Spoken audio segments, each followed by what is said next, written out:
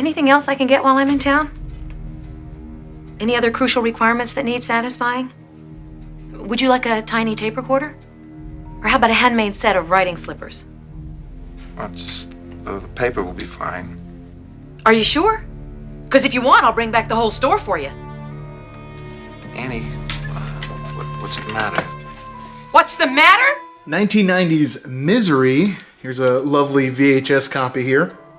Although, honestly, I did watch it on HBO Max. It's streaming right now. Misery is based on a Stephen King story directed by Rob Reiner. Rob Reiner actually previously adapted a different Stephen King work in Stand By Me. Not only was this movie really well received, but Stephen King even said himself that it was one of his favorite adaptations of his work. So I think both parties were looking to work together again, and they managed to make Misery. At the time, Rob Reiner had never done a horror movie before or a thriller. In order to get into the visual language of the genre, he studied a lot of Hitchcock, and that's where he looked for framing and editing and pacing.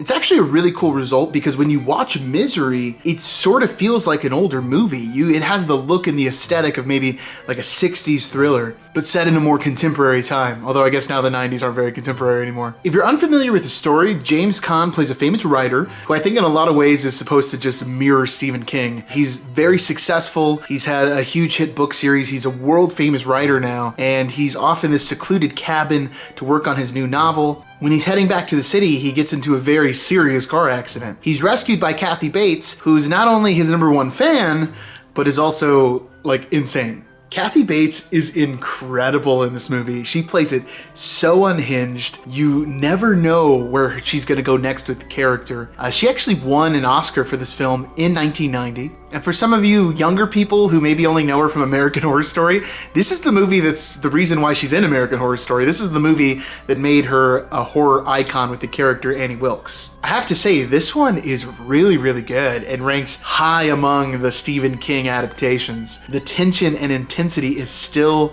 there 32 years later. A lot of times Stephen King movies, and books for that matter, don't really stick the landing. And yes, I'm thinking of the giant clown spider. But the ending of this movie is so good. It ties a neat little bow on the plot.